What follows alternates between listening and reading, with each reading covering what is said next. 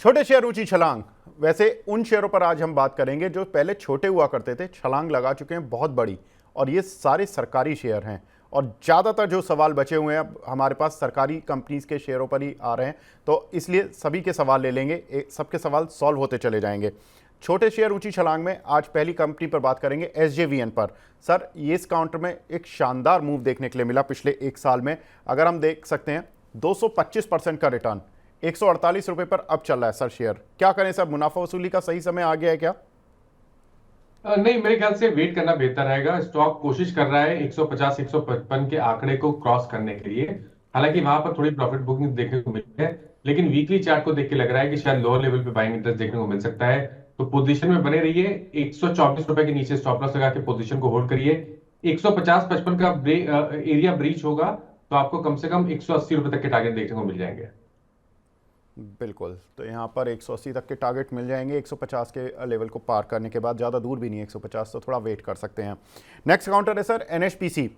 ये काउंटर अगर मैं देख रहा हूँ तो 50 रुपये का चलता था और डबल से ज़्यादा हो गया एक साल में, 110 रुपये का इस समय चल रहा है। क्या करें सर, 140% तो ये चल चुका है शेयर।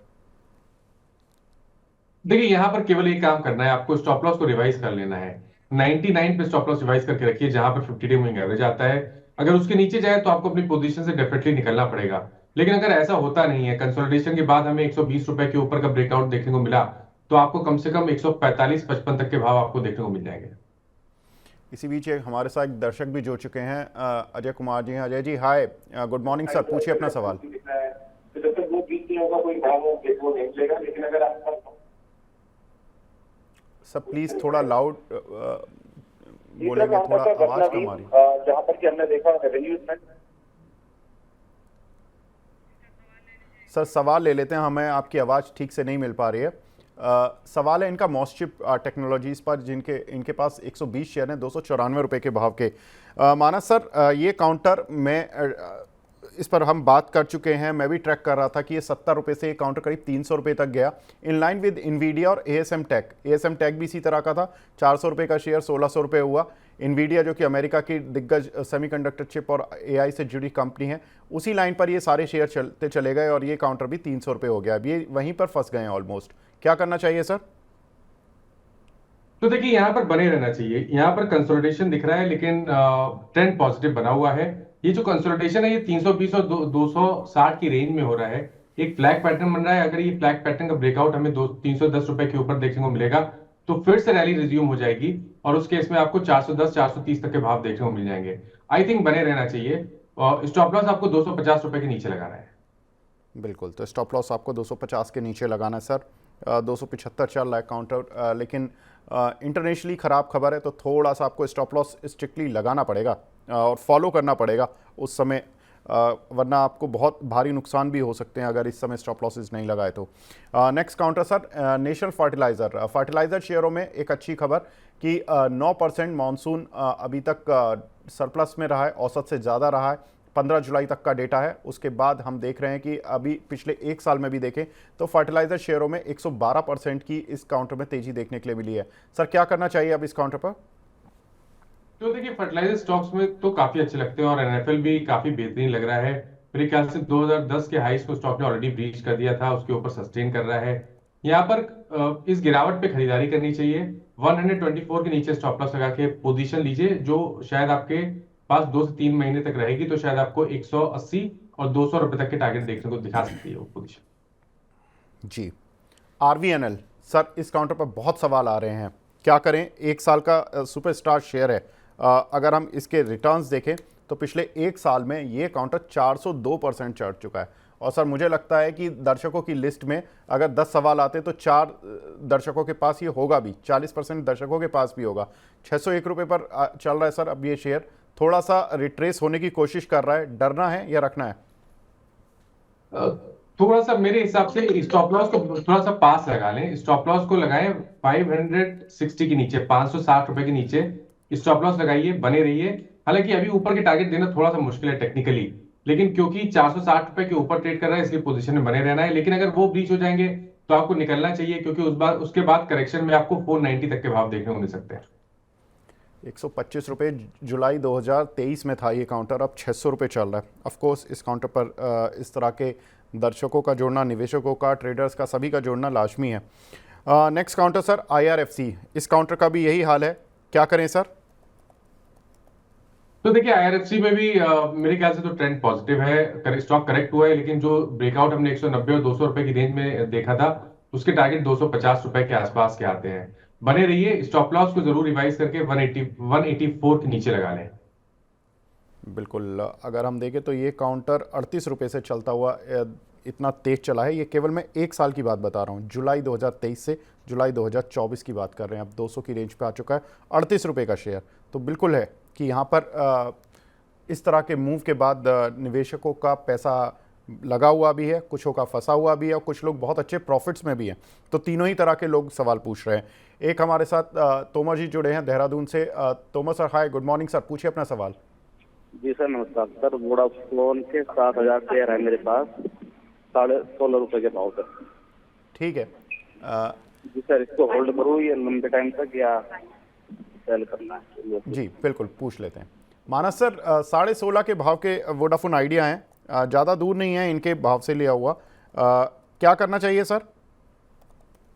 देखिए आइडिया में आई थिंक करंट लेवल्स पे रिस्क रिवॉर्ड काफी बेहतरीन है, क्योंकि 13 रुपए, 14 रुपए, 13 रुपए की रेंज में काफी स्ट्रॉन्ग सपोर्ट दिखता है, जहां पर 200 मूविंग एवरेज है। तो 3 रुपए के आसपास का रिस्क है। 13 रुपए पे स्टॉप लॉस लगा के पोजीशन में बने रहिए। 18-19 रुपए के ऊपर निकलेगा तो आपको शायद 30-32 रुपए तक के भाव देखने को मिल जाएंगे। पेशेंस रखना पड़ेगा, लेकिन 13 रुपए के स्टॉप लॉस से एक बढ़िया रिस्क रिवॉर्ड तो डेफिनेटली बनता है। बिल्कुल, तो 13 रुपये के हिसाब से एक रिस्क रिवॉर्ड के लिहाज से सर आप रख सकते हैं इस काउंटर को। कोई ज़्यादा डाउनसाइड नहीं है, लंबी अवधि के लिए इसको रखें। कुछ सर से अभी परसों भी बात हो रही थी, तो उन्होंने 34-35 रुपये के लक्ष्य दिए थे शॉर्ट टर्म में, और 84 रुपये का उनका लंबी अवधि का लक्ष्य है। तो इस काउंटर पर आप अपना व्यू देख सकते हैं। Next counter sir IRDA. वैसे तो बात हम पहले सेगमेंट में भी कर चुके हैं, लेकिन चूंकि सरकारी कंपनियों पर ही स्पेशल शो चल रहा है, 30-33 रुपये के आसपास सर ये काउंटर का IPO आया था, और वहाँ से रुक ही नहीं रहा काउंटर। अब क्या करें सर? अब थोड़ी सी इसमें कुछ खबरें आई हैं जो कि इसके लिए पॉजिटिव नहीं है। कुछ एक ब्रोकर्स रिपोर्ट आई है, और बाकी जो एक वन साइडेड मूव देखने के लिए मिला, उसके बाद विनीत सर तो बोल के गए हैं कि अब थोड़ा सा मोस्ट एक्सपेंसिव शेयरों में इन टर्म्स ऑफ वैल्यूएशन। आपका क्या कहना है सर ऑन चार्ट्स? तो देखिए, जैसा मैंने पहले मेंशन किया कि जो ब्रेकआउट देखा था हमने 200 या 210 की रेंज में, उसके टारगेट तो ऑलरेडी अचीव हो चुके हैं 310 रुपए के। उसके बाद प्रॉफिट बुकिंग देखने को मिल रही है, लेकिन अभी भी 20 डे मूविंग एवरेज के ऊपर ट्रेड कर रहा है। मेरे ख्याल से बने रहना चाहिए, और स्टॉप लॉस को 224 पे लगा कर रखें। अगर वो लेवल ब्रेक हो जाए तो आपको डेफिनेटली निकलना चाहिए। बिल्कुल, तो यहाँ पर अगर देखें तो इस काउंटर से निकलने के लिए सर ने बताया जो भी लेवल हैं।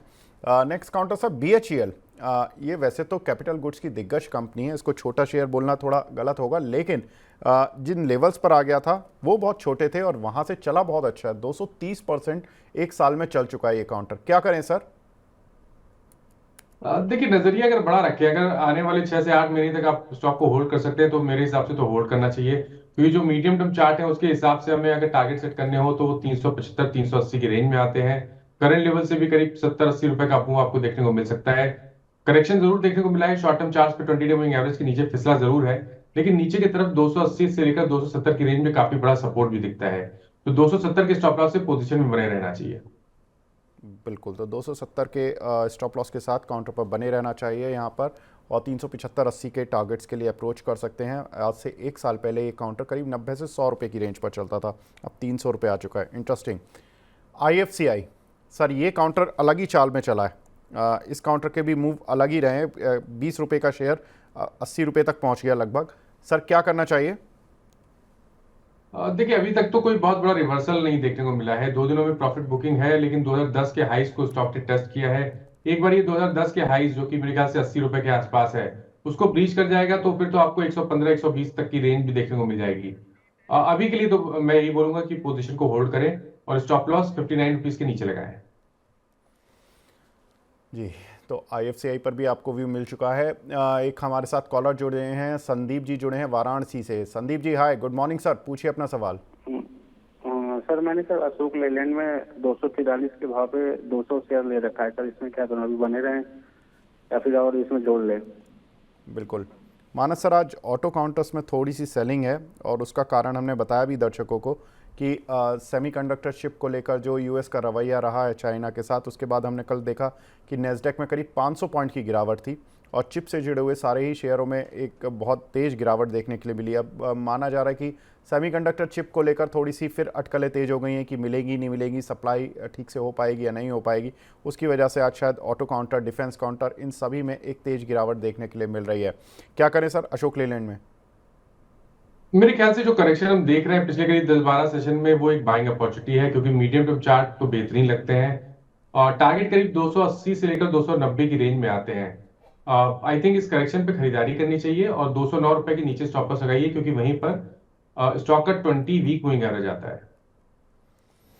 बिल्कुल, तो यहाँ पर सर ने व्यू दे दिया है कि कहाँ पर आपको बाइंग एवरेज करना चाहिए या आपको लेना चाहिए।